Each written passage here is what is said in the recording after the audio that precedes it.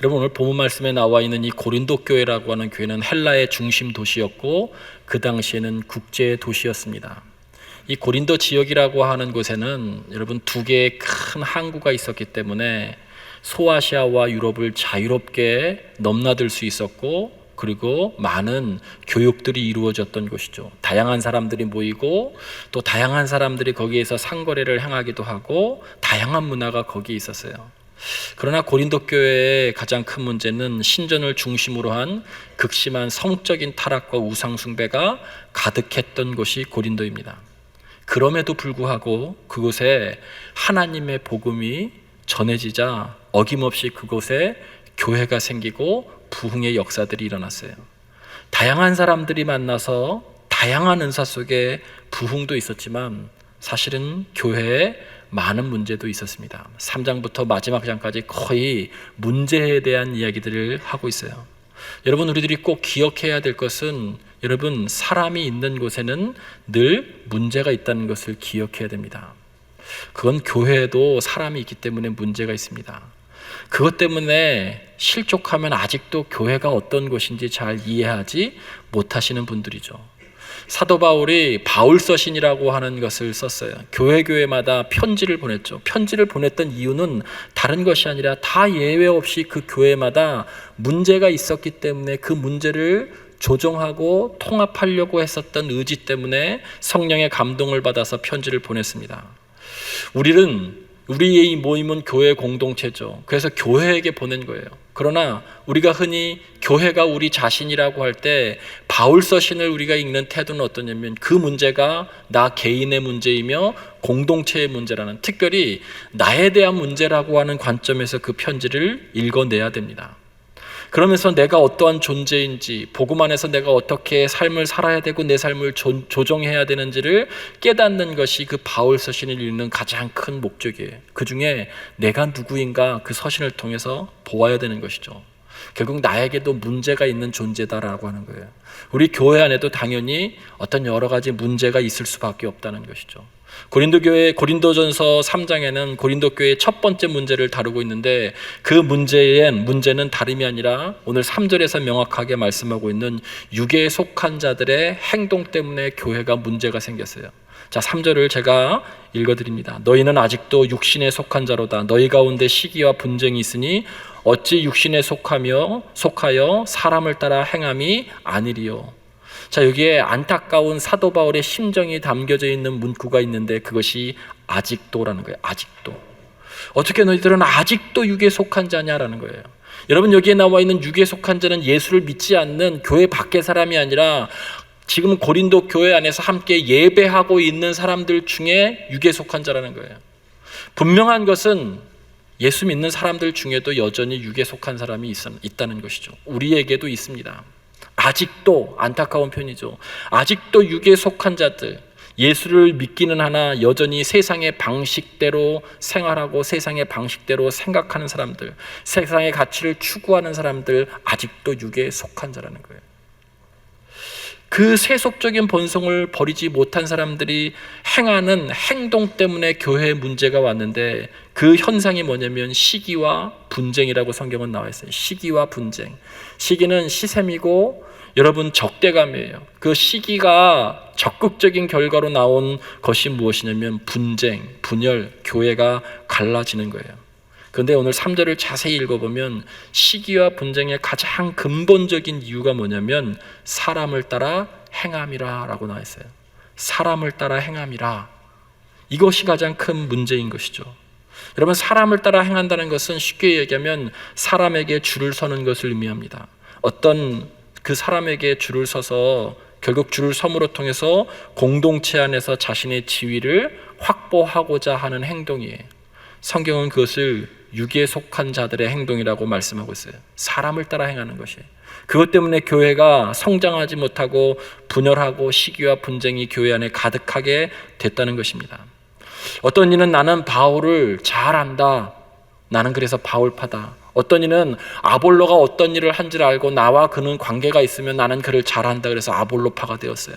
어떤 이는 권위를 가지고 있는 베드로파가 되었고, 어떤 이는 이것도 저것도 싫어서 그리스도파가 되었죠. 교회 안에 그래 여러 분파들이 생겼어요. 교회가 갈라진 것이죠. 여러분, 거기에 대해서 사도 바울은 5절부터 7절까지 명확하게 이렇게 말씀합니다. 그런즉 아볼로는 무엇이며 바울은 무엇이냐? 그들은 주께서 각각 주신 대로 너희로 향하고 믿게 한 사역자들이니라. 나는 심었고 아볼로는 물을 주었을 때 오직 하나님께서 자라나게 하셨나니 그런즉 심는 이나 물 주는 이는 아무것도 아니로되 오직 자라나게 하시는 분은 하나님뿐이니라. 여러분이 본문 가운데 몇 가지 우리들이 신앙생활을 하면서 또 우리 개인에게 있어서 가져야 될 영적인 교훈이 있는데, 그 첫 번째는 뭐냐면 철저하게 교회 공동체 안에서 그리고 우리 스스로에게 인간의 공로주의는 배격되어야 된다는 거예요. 공로주의, 내가 무엇을 했다는 것이죠. 사람은 자신이 무엇을 한 것을 드러내고 싶은 존재입니다. 그 자신이 한 일에 대해서 누군가에게 칭송을 받고 싶어하는, 인정받고 싶어하는 존재, 한 사람도 예외가 없어요. 저도 마찬가지고 누가 칭찬하고 칭송해주면 너무 좋아요. 내가 어떤 일을 해서 했던 것에 대해서 자랑하고 싶은 것이 우리들의 마음인 것이죠. 그러나 기독교 신앙에 있어서 최대의 적 중에 하나는 바로 이 공로주의예요. 우리는 우리의 공로로 구원받지 않았습니다. 우리는 오직 하나님의 은혜로 십자가의 보혈의 공로로 구원받은 줄 믿습니다. 우리가 지금 찬양을 하고 교사로서 아이들을 가르치고 주방에서 헌신을 하고 주차 요원을 하고 여러 부서와 위원회에서 일하고 있는 그 모든 것도 내 힘으로 하는 것이 아니라 하나님께서 공급하시는 힘으로 일을 감당하는 거예요. 내 힘으로 하는 것이 아니라 하나님께서 공급하시는 힘으로 감당하는 것이죠. 그것을 깨닫고 고백하는 것이 은혜입니다. 여러분, 교회 안에서 은혜가 사라지면 나타나는 가장 무서운 현상이 뭐냐면 바로 이 육에 속한 자들이 자신의 공로를 드러내는 거예요. 교회 안에 은혜가 사라지면, 내가 은혜가 바닥이 나면 여러분 반드시 육적인 생각과 욕망에 사로잡혀서 우리가 육에 속한 자들이 돼서 자신을 드러내는 공로주의가 교회 이곳저곳에서 득세하기 시작합니다. 그러면서 누군가가 칭송받기 시작하고 나도 그 밑에 줄을 서게 되고, 그래서 나도 어떤 지위를 확보하려고 하는 것이죠. 사도 바울은 도대체 나는 누구이며 바울은 누구이며 아볼로는 누구이냐, 너 그 사람을 안다고 해서 그 밑에 줄 서는 것, 그것은 안 된다라고 지금 말씀하고 있어요. 공로주의를 철저하게 배격하고 있는 것이죠. 물론 심었던 자와 물 주었던 자의 그 귀한 헌신이 아무것도 아니라고 지금 성경은 이해하고 있지 않아요. 그러나 그럼에도 불구하고 성경은 강력하게 이렇게 말씀해요. 나는 심었고 아볼로는 물을 주었는데, 강조하죠. 이 본문에서 오직 하나님께서 자라나게 하셨나니 그런즉 심는 이나 물 주는 이는 아무것도 아니로되. 스스로 고백하고 있어요. 나는 아무것도 아니로되. 또다시 나와요. 오직 자라나게 하시는 분은 하나님뿐이니라. 이 고백 안에는 공로주의가 없어요. 내가 무엇을 했다, 내 덕에 고린도 교회가 이렇게 성장했다, 내 덕에 이만큼 되었다 라고 하는 그런 고백이 사도 바울에게서는 전혀 찾아볼 수가 없던 거예요.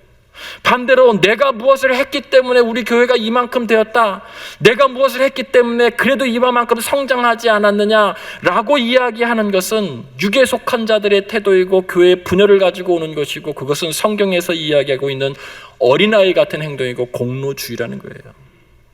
공로주의가 교회 안에 득세하면 여러분, 교회에 어려움이 생깁니다.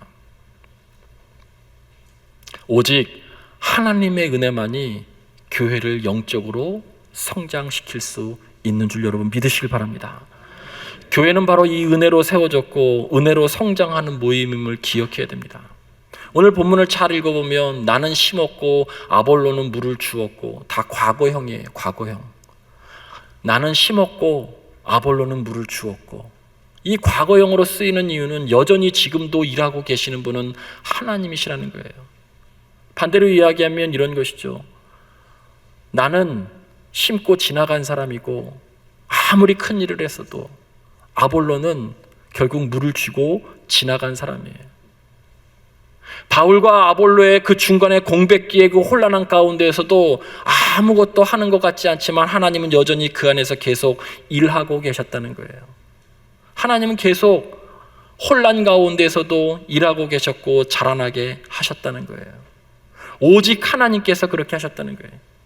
이 말씀 속에는 또 하나의 우리들이 가져야 될 교훈이 있는데, 여러분 이건 대단히 중요한 것인데 이런 거예요.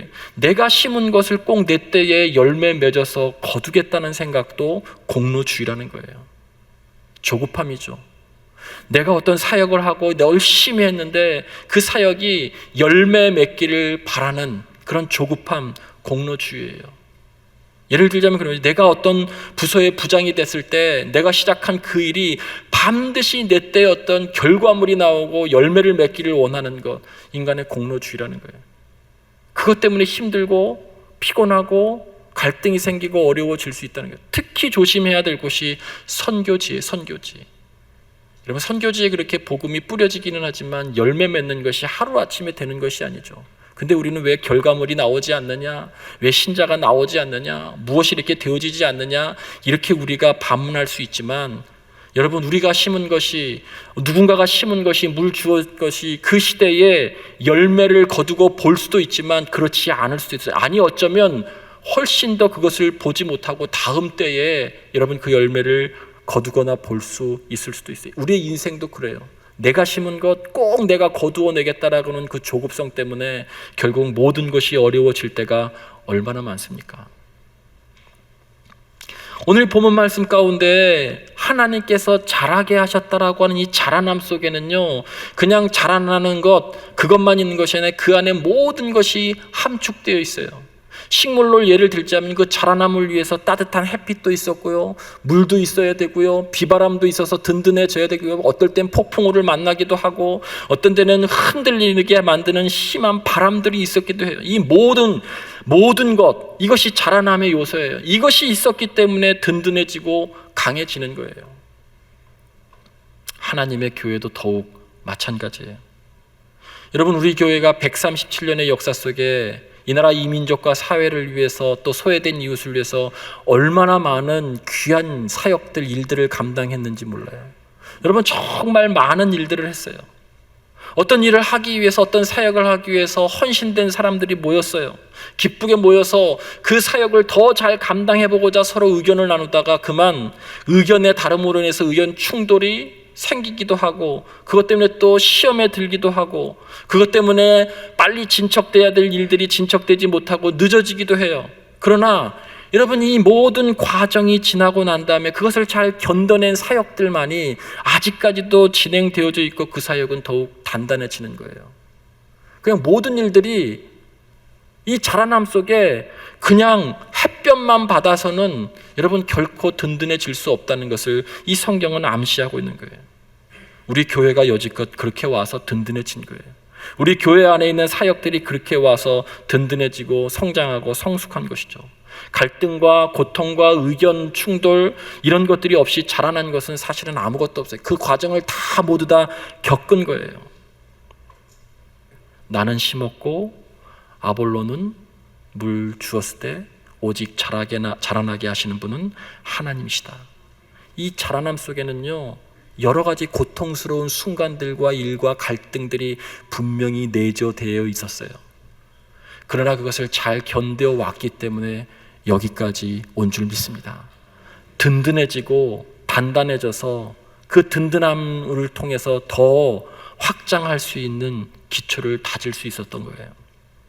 여러분 오늘 사도 바울은 9절에 이렇게 결론을 맺어요. 그 갈등이 있는 그러한 고린도 교회를 향해서 우리 모두는 하나님의 동역자이고 그리고 우리는 하나님의 밭이고 집입니다.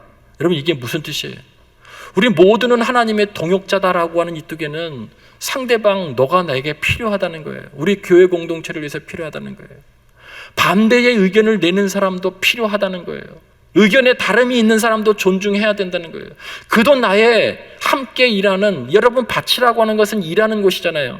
왜 밭이라고 하는 일하는 곳, 함께 어우러져서 거기에서 일을 해야 된다는 거예요. 동역자라는 거예요. 때에 따라서는 내 의견과 다른 어떤 사람의 그 브레이크를 거는 것이 필요하다는 거예요.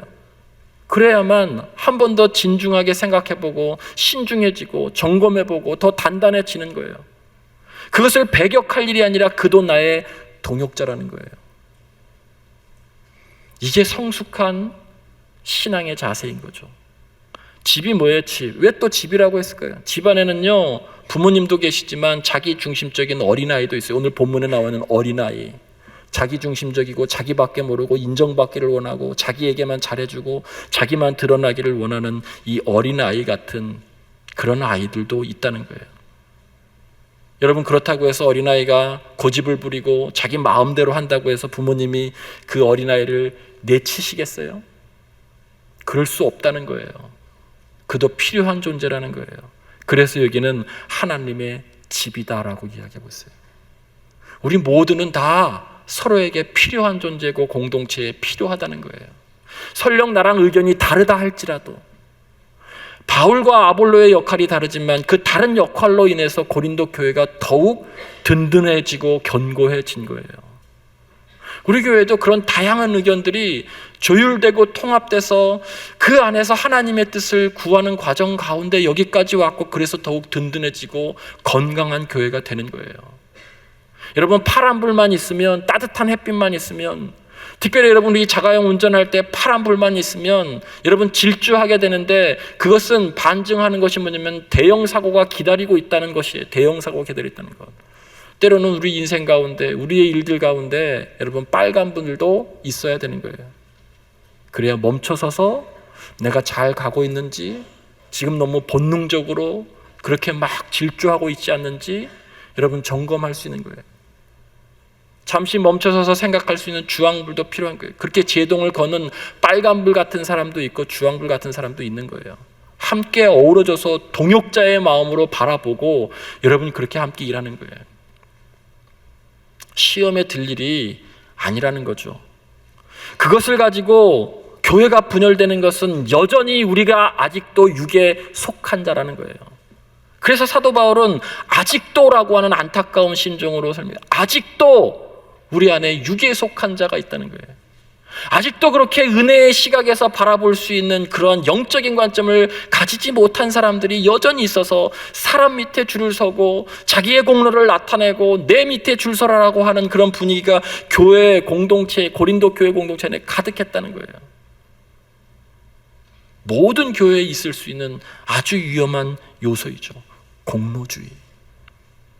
내가 무엇을 했다는 거예요. 여러분, 그 공로주의가 아니라 성경은 무엇을 이야기하냐면 함께 밭에서, 교회라고 하는 것은 함께 어우러져서 일하는 그런 사람들과도 더불어서 어우러서 일하는 하나님의 밭이라는 거예요. 하나님의 집이라는 거예요. 여러분, 작은 모임 함께 속해 예배드리면, 함께 속해 예배를 드리시는 분들 정말 내 마음에 쏙 드세요? 그래서 우리는 죽어도 헤어지지 못한다고 늘 그러시는 거예요. 여러분, 그렇지 않아요. 여러분, 선교회 일을 하시면서 내 마음에, 내 의견에 늘 동의하시는 분만 선교회에 늘 있으세요? 부서와 위원회에 늘 있으세요? 그렇지 않죠. 다른 의견도 있어요. 그러다가 갈등을 가질 수도 있어요. 그러나 중요한 것은 여러분, 그 어린아이와 같은 육에 속한 자가 있을 때 그 집안에 영적인 부모 같은 분이 있으면 해결 능력이 있는 거예요. 품어주고 안아주고 기도하고 조율하면서 결국 하나님의 뜻을 찾아가는 것이죠. 집안에서도 아내가 내 공로를 인정해달라고 이야기할 때 여러분, 그 집안이 화목할 수 없어요. 남편이 내가 이렇게 열심히 일하는데 왜 아무도 인정해주지 않냐고 자꾸 이야기하면 서로 내 공로를 자꾸 얘기하죠. 아내도 나는 집에서 얼마나 많은 가사의 일을 하는데, 자기 위에 공로를 자꾸 하는 일을 드러낼수록 여러분 결국 가정은 어려워져요. 가정이 어떤 때 화목하냐면 은혜 때문에 화목한 거예요. 은혜로 사는 부부일 때. 여러분 잘 아시는 예전에 동안교회를 섬겼던, 그 이후에 높은 뜻 승익교회를 섬겼던 김동호 목사님, 제가 좀 이렇게 연락드려서 저희 교회 와서 설교 한번 해달라 했더니 다음에 일정이 안 맞아서 그런데, 그분이 20여 년 전에 제 나이 때에 동안교회를 섬기시면서 학생들에 대한, 자녀들에 대한 교육에 관심이 많아서 교회를 개혁하면서 책을 하나 썼는데, 그 중에 하나가 뭐냐면 자식의 은혜를 아는 부모라는 책을 썼어요. 읽어보신 분 있을지 모르겠어요. 20여 년 전 책인데 그 책이 너무 내용이 좋아서 지금 다시 조금 더 보완해서 다시 재출판됐어요. 자식의 은혜를 아는 부모. 그 제목만 보면요, 자식이 대학 잘 가고 승진 잘하고 뭐 정말 세상에서 남부러울 것 없는 그러한 모습일 때, 자식의 은혜를 아는 부모, 이런 의미구나라고 생각할지 모르겠지만, 목사님이 그 책을 쓰실 때에는 본인의 아들을 바라보면서 썼던 거예요. 동안교회 몇천 명 목회를 하는데 예배 시간 때마다 그 본인의 아들 대학생이었는데 눈에 확 들어오는 거예요. 완전히 노란 머리를 다 들여가지고, 노란 머리를 들여도 너무 진하게 노란 머리를 들이고, 복장도 그 당시에 정말 밖에서 조금 이렇게 자유분방한 아이들이 입는 옷을 입고 늘 예배를 드리는데, 목사님 눈에는 수천 명 중에 걔만 보이는 거예요. 그러니 성도들이 얼마나 잘 보이겠어요. 그 마음이 불편하고 힘들고. 그런데 그 책을 그렇게 쓴 이유는 그럼에도 불구하고 자식이 내게 있다는 것이 존재 자체로만으로도 은혜이고, 그를 통해서 내가 더 많이 기도하게 되고 나를 바라보게 되고 조심하게 되고, 자식의 은혜를 아는 부모가 잘 돼서가 아니고요, 내게 브레이크를 거는 그 누군가가 있어서 내가 더 조심하게 된다는 거예요. 그리고 그도 존중하게 되었다는 거예요. 그 자녀를 양육하는 과정 중에 주셨던 하나님의 은혜에 대한 책이 자식의 은혜를 아는 부모예요. 고린도전서 13장 11절에 이런 말씀이 있어요. 내가 장성한 사람이 되어서는 어린아이의 일을 버렸노라. 똑같은 고린도전서에 나와요. 내가 장성한 사람이 되어서, 오늘 본문에는 어린아이라고 나와 있죠. 이 고린도전서 3장에 나와 있는 어린아이의 일을 버렸다는 게, 그 어린아이의 일이 뭐예요? 육에 속한 사람들, 자신의 공로를 내세우는 사람들, 분파주의 사람들, 이런 일들을 하는 것 다 버렸다는 거예요. 그럼 장성한 사람들이 하는 일은 뭐예요? 사도 바울이 고백하죠. 나의 나된 것은 오직 하나님의 은혜며 나는 십자가와 복음에는 자랑할 것이 없도다.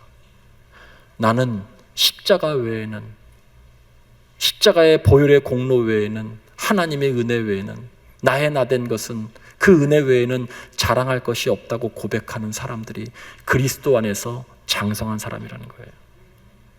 여러분, 공로주의 안에서 어떻게 감사가 나올 수 있겠어요? 내가 잘해서 여기까지 왔고, 내가 잘해서 가정이 잘 됐고, 내가 잘해서 사업이 잘 되는 것이고, 내가 잘해서 무엇이든지 잘 된다고 생각하는 사람들에게는요, 진정한 감사를 찾을 수가 없어요. 왜? 당연한 것이기 때문에, 내가 다 한 것이기 때문에, 내 능력으로 한 것이기 때문에 그건 당연한 것이어서 감사할 조건을 찾을 수가 없어요. 근데 사도 바울은 감사의 조건을 이야기해보라고 얘기했을 때 이렇게 얘기해요. 나의 나된 것은 오직 하나님의 은혜니라. 은혜 속에서는 지금 설령 이루지 못한 것도, 나는 심었지만 내 자녀 때에, 나는 심었지만 내 후배들이 반드시 열매 맺을 것이다 라고 하는 믿음의 눈이 있으면 감사할 수 있는 거예요. 지금이 누군가가 브레이크를 걸고 환경이 내 삶에 제동을 건다 할지라도, 여러분, 하나님이 일하신다라고 하는 것을 신뢰하는 사람, 그 하나님의 은혜를 믿는 사람은 그 상황 가운데서도 감사할 수 있는 거예요. 꼭 무엇이 이루어졌었을 때만 감사하는 것, 그것이 아니라는 것이죠. 은혜의 시각이 있을 때, 은혜와 사랑의 시각이 있을 때, 사람을 보고 환경을 보면서 그 안에서도, 여러분, 고난의 환경 가운데서도 감사의 조건을 찾을 수 있는 것, 그것이 바로 장성한 사람의, 내가 장성한 사람이 되어서는 어린아이의 일을 버렸노라. 장성한 사람, 나의 나된 것은 하나님의 은혜다라고 고백하는 사람들, 어떠한 환경 가운데서도 감사를 찾을 수 있는 분들이세요. 사랑하는 성도 여러분, 여러분이 심었을지도 몰라요. 여러분이 물을 주었을지도 몰라요. 그러나 성경은 오직 자라나게 하시는 분은 하나님이시라고 고백하고 있어요. 이 고백이 있을 때 여러분에게 진정한 감사의 조건을 찾게 될 줄 믿습니다.